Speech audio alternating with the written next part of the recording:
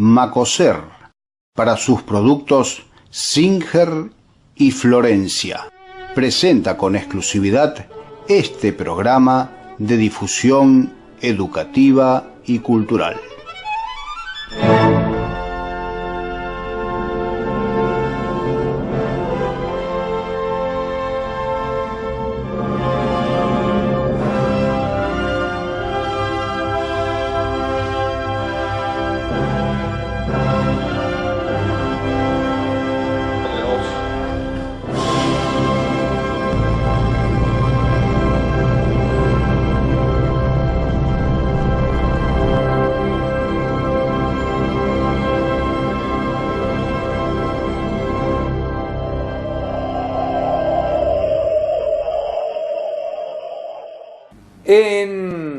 En este episodio de Huellas vamos a abordar con Arturo Bienedel un tema que nos pareció interesante, que es una especie de segmentación etaria de la historia de la ciudad, en el sentido de que vamos a poner una serie de ejemplos de hombres que en una edad muy joven, muy temprana de sus vidas, protagonizaron hechos verdaderamente históricos para la ciudad, que uno ahora muchas veces lo recuerda y lo tiene en mente por alguna fotografía como una persona grande, pero que cuando generaban historia en la ciudad eran muy jovencitos. Arturo, los jóvenes han construido buena parte de lo que es la realidad actual de San Francisco. Claro, como vos recién explicabas, ¿no es cierto? Es toda persona que a través de los documentos históricos a los que nosotros vamos teniendo acceso, los vemos siempre como personas bastante mayores, claro, pero que en el momento de sus realizaciones eran jóvenes. Esto viene, y el tema lo queremos tratar también hoy, en razón de que en este momento también de San Francisco, ya avanzando la segunda década del siglo XXI, hay gente joven que está trabajando en beneficio de la ciudad desde instituciones o desde empresas o en algunos casos en emprendimientos que son particulares. Precisamente no hace mucho tiempo se ha realizado un nuevo encuentro de jóvenes emprendedores que, bueno, con un carácter muy distinto a aquel que había sobre finales del siglo XIX, se reúnen para tratar o para ver qué es lo que pueden desde sus lugares de acción aportar a la comunidad. Claro, en este caso de la Asociación de Jóvenes Empresarios de San Francisco, que organiza el San Francisco Emprende, no solo tienen protagonismo en la conducción de empresas o en funciones importantes dentro de empresas muy grandes, sino que también tienen esta preocupación por lo social, porque organizan actividades para el conjunto de la sociedad, lo cual es interesante. Ejemplos de este tipo hubo varios en la historia. Claro, y a lo largo del tiempo. O sea, siempre las personas jóvenes han tenido un rol destacado, no solamente en lo empresario, sino también en lo educativo, en actividades sociales, en lo deportivo, naturalmente. Porque generalmente las personas que hacen deporte, y más en otros tiempos, eran personas menores de los 40 años. Sí, hoy por hoy hay nuevas opciones y hay personas mayores de 40 años que siguen haciendo actividades deportivas con, digamos, con buena calidad en lo que ellos brindan y ofrecen, a veces no competitivo, pero sí en ese tipo de actividad física. Yendo a lo que más nos interesa, o sea, conocer un poco quiénes fueron esos emprendedores, claro, esos emprendedores fundacionales, lo tenemos primero en el propio Iturraspe, que dentro de los jóvenes que nosotros vamos a abordar, era, podríamos decir, casi el que más edad tenía cuando funda San Francisco. Él funda San Francisco en 1886, funda San Francisco, Freire y Colonia Iturraspe, en un mismo día, 9 de septiembre de 1886, y él tenía ahí 39 años. Era un hombre muy joven. Claro, muy joven. Ahí uno imagina alguna fotografía o algún cuadro de Iturraspe, que normalmente son de una edad mucho más avanzada, y se imagina que siempre, o sea, se genera la sensación de que siempre tuvo esa edad. Pero cuando él estaba comenzando la historia de San Francisco, claro, era un hombre muy joven. Sí, 39 años. Y te estoy diciendo que era entre los ejemplos, y estamos tomando casos muy aislados, una de las personas mayores que tuvo una iniciativa en San Francisco, como la de fundar, obviamente, la colonia. Los demás ejemplos que te podemos dar parten desde adolescentes a los 30, 32 años. Por ejemplo. Bueno, comenzando con, por ejemplo, tenemos allá por 1891, cuando se instala acá en San Francisco la industria calera, sí, que con el paso del tiempo fue la calera Patruco. Los iniciadores eso estaba instalado en la esquina de 25 de mayo. No, el 9 de julio. Perdón, 9 de julio. El 9 de julio entre Sarmiento y Corrientes. Ahí está. En todo ese sector, ¿no es cierto?, es donde estaba la calera, que se funda en 1891 a través de la empresa Minetti de Córdoba, con otra persona, pero inmediatamente esta gente vende, y Minetti se asocia con dos personas muy jóvenes que venían de la provincia de Santa Fe. La mayoría de la gente nuestra, primera, que comienza a desarrollar actividades empresariales en San Francisco, son santafesinos, por lo menos provenientes de Santa Fe. Estos eran extranjeros, pero provenientes de Santa Fe. ¿Se asocia Minetti con dos personas? Muy jóvenes que venían de la provincia de Santa Fe. Uno era Vicente Cufia y su esposa María Inés Fassi. El tema era que cuando ellos contraen matrimonio y luego vienen para acá, Vicente Cufia tenía 17 años y María Inés Fassi tenía 14. O sea, son de los más jóvenes como empresarios que nosotros tenemos en San Francisco. Con el aval de los padres, por supuesto, porque los dos, si bien estaban casados y tenían una independencia en la toma de decisiones, sí tenían el apoyo económico de la familia, y luego esa empresa se desarrolla muy bien. Es nuestra primera empresa exportadora de minerales desde San Francisco, porque se exportaba cal a Paraguay, se abastecía desde acá a Rosario y Santa Fe, además de abastecer con cal para la construcción en todos los pueblos de la región. Y una empresa con una ocupación de mano de obra intensiva, con muchas personas trabajando y todas al mando de... Estas dos personas muy jóvenes. Muy jóvenes. Vicente Cufia incluso fallece muy joven como consecuencia de un accidente en la propia empresa, así que María Inés quedó viuda alrededor de los 22, 23 años y pasa a ser la primera mujer millonaria de San Francisco, en millón, entonces, de tener más de un millón de pesos, pesos fuertes. Claro, de aquel momento. Y ella contrae luego entonces matrimonio con el administrador que tenía la empresa, que era Alfredo Patruco, otra persona joven, por supuesto, muy emprendedora también, y la calera pasa a llamarse después la calera de Patruco, y durante tantos años continúa trabajando en San Francisco hasta que Patruco muere también en el año 1914. Y Patruco es, aparte de empresario con el tema de la cal en San Francisco, uno de los iniciadores de la primera usina que tuvimos acá en San Francisco en 1910. Sí, señor. O sea, fíjate vos la visión que él tenía empresaria de dotar también de electricidad a San Francisco. Y venderla. No había, y venderla.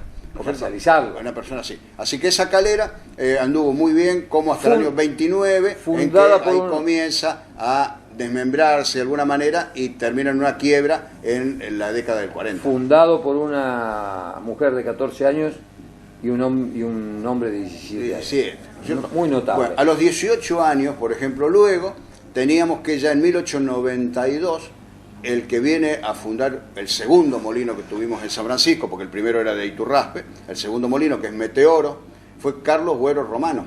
Carlos Buero Romano, también proveniente de la zona de San Carlos, en la provincia de Santa Fe, él tenía 18 años. Y lo que se cuenta, en el caso suyo, él era soltero, la madre de Carlos Buero Romano, hasta los 22 años de él, tuvo que firmar las documentaciones, claro, porque él era menor de edad. Fíjate vos. Y él llega acá a instalarse en San Francisco con el molino Meteoro, con un cuñado suyo que era Vicente Lanfranchi. Sí, señor, Boero Lanfranchi. Boero Lanfranchi, ¿no es cierto? Luego se asocia, ¿no es cierto? También está Augusto Boero, que era un hermano de él, destacado político que tuvo el departamento de San Justo, o el radicalismo del departamento de San Justo, ¿no? Una persona que incluso fue político en el orden nacional, una destacada figura del radicalismo de San Justo hasta la década del 30, cuando él falleció.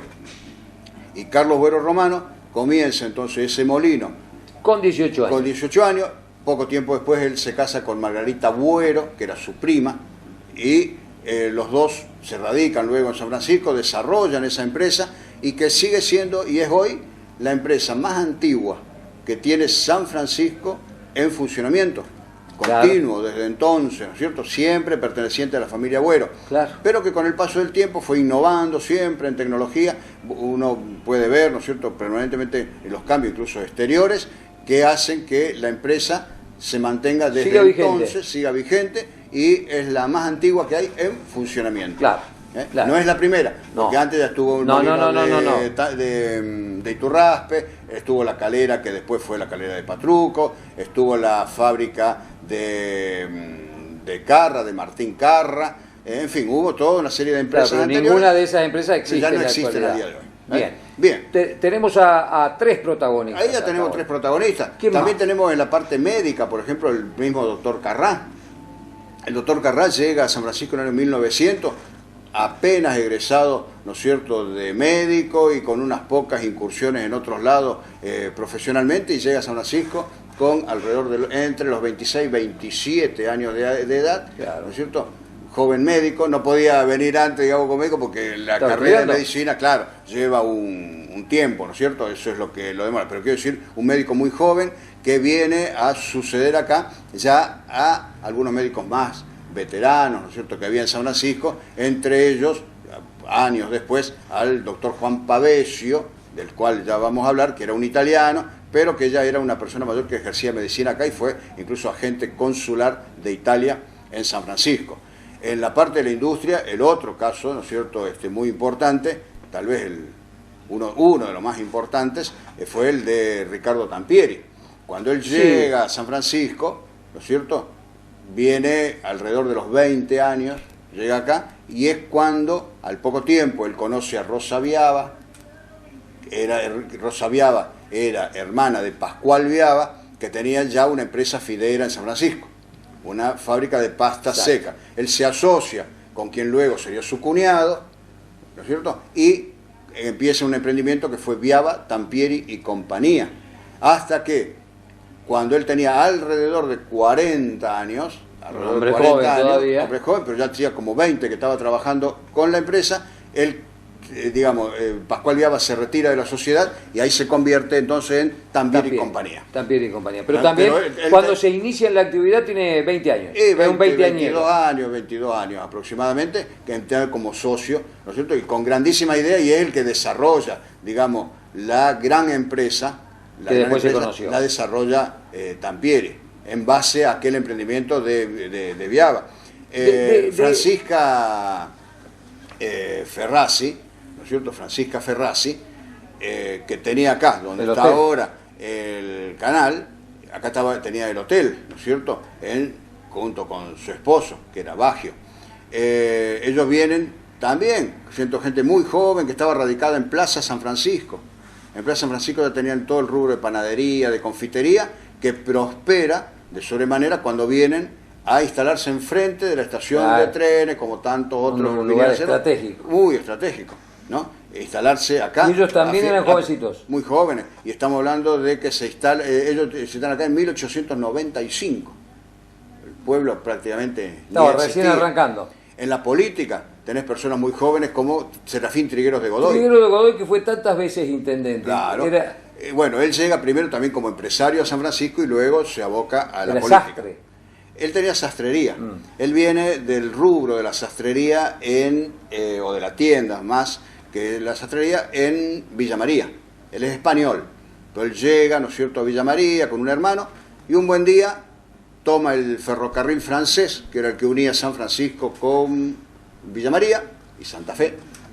Viene de Villa María, llega a la estación francesa, que sería la estación actual del ferrocarril Belgrano, se instala en San Francisco y compra al doctor Pavesio, precisamente una propiedad que el doctor Pavesio tenía acá, en Mitre, 25 de Mayo, que antiguamente le había alquilado al Banco de la Nación. Claro. Cuando el Banco de la Nación construye el edificio para venir a lo actual Libertador y 25 de Mayo, el edificio queda vacío y lo alquila Trigueros de Godoy con 2 españoles más. era una sociedad. Fíjate vos que muchos de ellos no lo hacían solos, son todos socios. Fassi y Cufia, socios con Minetti. Buero, socio con Lanfranchi. Tampieri, socio con Biava. O sea, no había, ¿no es cierto?, solvencia como para hacerlo solos. Claro. Completamente solos. Entonces buscaban socios. Buscaban socios. Pero todos los socios tenían toda la misma edad. ¿No es cierto? Eran todas personas muy jóvenes. Triguero, cuando Triguero llega... se asocia con dos españoles que ya estaban radicados en San Francisco y ponen una tienda que se llamaba El Siglo, que fue su sustento, digamos, hasta el final de sus días prácticamente, económico, porque después él se dedica también en gran parte a la política. Llega a ser presidente del Consejo Deliberante en el año 21 y él era del año 89. Entonces, tenía... y alrededor de 30 años, 32. Él ahí se convierte, y ahí inmediatamente se convierte en intendente, porque el intendente Vittorio Tosini se suicidó. Se suicidó, sí señor. Y fíjate, habíamos recordado cómo él llega al gobierno, que él unos días antes de asumir como intendente, él había renunciado al cargo, se demora el tratamiento de su renuncia, se suicida Tosini, él retira la renuncia y asume como intendente. Asume como intendente con... Bueno, y fue, ¿no es cierto?, tantas veces intendente en San Francisco. Otro caso importante de industria que trascendieron y que él hizo mucho también por la ciudad, Arturo Taglioretti, que venía de Cañada Rosquín. Arturo Taglioretti era un veinteañero también, cuando en 1913 él se instala en San Francisco y pone la talabartería importante, que continúa también al día de hoy, con otro nombre, ¿no es cierto?, pero continúa esa empresa al día de hoy, y él no solamente instala la talabartería, sino que con su esposa, Celia Ducó, cuando se casa con Taglioretti, también muy jovencita, era la hija del gerente de la usina eléctrica de San Francisco. O sea, también toda gente, digamos, de un nivel, digamos, social importante. Y él se dedica con su esposa en la Sociedad de Damas de Beneficencia, y él en lo que podía también con la Junta del Trabajo, a hacer obras de beneficencia en San Francisco, como construir la Casa del Niño, sí, señor, construir el hogar de ancianos, y fue uno de los impulsores del actual edificio de la Escuela Sarmiento, entre otras cosas. Una intensísima vida social. Muy activa, gente toda muy activa. Son realmente los constructores del San Francisco que tenemos al día de hoy. Exactamente. Bueno, y también un hombre muy joven. También una persona joven. Bueno, de esa manera, luego han tenido sucesores, porque sus hijos también, luego en muchos casos de ellos, heredaron esa, digamos, esa vitalidad, esa fuerza, ese emprendimiento, y son los que por allá de la década del 40 en adelante hacen el trampolín, cuando comienza la industrialización nacional, ¿no es cierto?, que en San Francisco es muy fuerte, con la fábrica militar y con el desarrollo de la Escuela del Trabajo, que hacen un tándem entre los dos, sí, que promueve todos aquellos industriales que empiezan a surgir durante el auge del peronismo industrial de los 50, se prolonga en el 60, alcanza el pico sobre la década del 70 y viene a terminar en lo que es el parque industrial nuestro de hoy. Claro. De ahí viene toda esa oleada. Y es toda una cuestión de una herencia también, no solamente económica, que en algunos casos después no fue tan importante, como la herencia de esa de la formación, del trabajo y la contribución de actitudes. De entidades. Vos fíjate que si buscás en las entidades de San Francisco, en las entidades, digamos, sociales de la ciudad, te vas a encontrar con que son muchos nombres de empresarios y profesionales que de alguna manera canalizaban más cosas, ¿no es cierto?, a través de esas instituciones, a veces que a través de sus empresas. Y claro, y muchos de esos nombres que también se repiten a veces a través de la historia. Claro, lo continúan los hijos, los nietos. Estaba pensando... Y así llegamos a lo que, bueno, el San Francisco Emprende de hoy, ¿no es cierto?, que con otra impronta, con otra forma, porque los tiempos han cambiado, la comunicación cambió, las necesidades son otras, ¿no es cierto?, van trabajando también en ver qué se puede aportar. Y estaba pensando ya en la política contemporánea. También tiene San Francisco una tradición de elección de intendentes jóvenes, ¿no? Porque los tres últimos. Claro, Jorge Bucco tenía 28 años cuando lo eligieron y 29 cuando asumió. Pero Hugo Madonna era un hombre de poco más de 30 años también cuando fue elegido. Está bien, sí, y Martín Yarriola también. Y Martín Yarriola también era un treintañero cuando fue electo. Lo mismo pasa con Ignacio García Areca, algo más, pero... Un poquito más, pero también sí, por debajo de los 40 todo. De los 4 intendentes de la democracia, ¿cuántos tenemos? 5. 5. De los 5 intendentes del 83 Cornaglia, hasta la Buco fecha. con 3 periodos, Exacto. Madonna con 2, Arriola con 2 y Ignacio... Excepto el caso de Juan Ricardo Cornaglia, el resto, todos hombres muy jóvenes también. Todas personas jóvenes, sí. Así que bueno, eso te da un poco así la pauta de las iniciativas que tienen los jóvenes, que a veces son criticados, ¿no es cierto?, en mucho sentido de cosas que se hacen, pero no obstante, como puede haber un sector joven que a lo mejor merece alguna crítica si fuese así, pero también hay toda otra parte de gente que estudió, que trabaja, que se formó y que hizo mucho. Cuando, yo acá digo, estudió, estamos hablando de las últimas décadas, de los 40 años hacia acá, porque anteriormente muchos de ellos no tuvieron oportunidad de estudiar. Claro. Y Arturo... Esto era todo trabajo. San Francisco, que bueno, nosotros hemos hablado muchísimo de muchos aspectos de San Francisco y hemos coincidido en que tiene algún perfil conservador la ciudad, no lo es en este tema, donde los jóvenes tienen espacio, evidentemente, para desarrollar emprendimientos muy importantes, como fueron los casos de todas las empresas que mencionaste, y también en la actividad política. Claro, pero además toda esta gente, ¿cierto? Toda esta gente, aparte de fundar sus propias empresas, como dijimos, tenían esa gran participación comunitaria que se daba en la creación de nuevos entes comunitarios y luego acompañando a los distintos gobiernos municipales en la gestión de las infraestructuras que tenemos hoy. Ya lo hablamos otras veces, de la electricidad, las cloacas, el agua, el gas, ¿no es cierto? O sea, las comunicaciones, las rutas. O sea, fue toda esta gente la que lo hizo. Y eran, además, muy jóvenes. En su mayoría hombres jóvenes. Los jóvenes como protagonistas de la historia de la ciudad de San Francisco es lo que terminamos de repasar con Arturo Benedetto.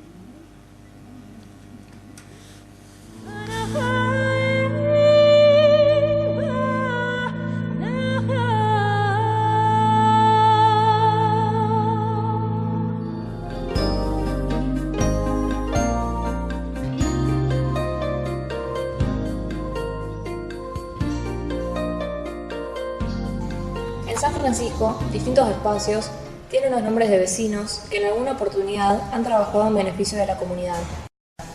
Calles, plazas e instituciones tienen los nombres de personas que dieron lo mejor de ellos para aportar a la sociedad sanfrancisqueña desde fines del siglo XIX y hasta tiempos recientes. Leemos textos en libros, distintas publicaciones con referencias a personajes locales. Caminamos por la ciudad o llegamos a instituciones y observamos carteles que nos indican nombres que no siempre nos resultan conocidos. Nos interesamos en ellos y surge indefectiblemente la pregunta: ¿quién fue?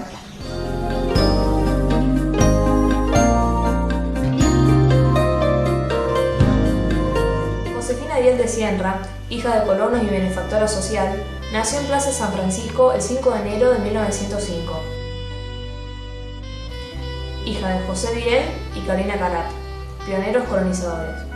Transcurrió su infancia y juventud entre la vida rural y compartiendo espacios en la sociedad de San Francisco, por lo que fue testigo privilegiada del desarrollo de la primera mitad del siglo XX de nuestra comunidad. En la madurez de su vida, Josefina conoció a quien sería su esposo, Adolfo León Sienra, jefe de la oficina de correos y destacado progresista. No tuvieron hijos y alternaron su vida familiar y de trabajo entre la ciudad y una granja que poseían en Plaza San Francisco. Al morir su esposo en 1971, Josefina escribió su testamento por el cual dispuso la donación de 26 hectáreas del campo de su propiedad a la Municipalidad de San Francisco para levantar allí un hogar de ancianos, el actual hogar Diel de Sierra, y un parque que se denominaría Centenario. El hogar, que cumple una destacada labor asistencial, se inauguró el 20 de mayo de 1994 y en 1996 el gobierno municipal comenzó la forestación para cumplir con la realización del parque debido en el testamento. A la provincia de Córdoba le donó 10 hectáreas para un hogar granja para jóvenes, proyecto que no se realizó. Josefina Diel de Sienra falleció el 11 de enero de 1978 a los 73 años. Sus restos, igual que los de su esposo, descansan en el cementerio de Plaza San Francisco. Una calle de ese barrio Lleva su nombre para honrarla por sus decisiones de beneficencia.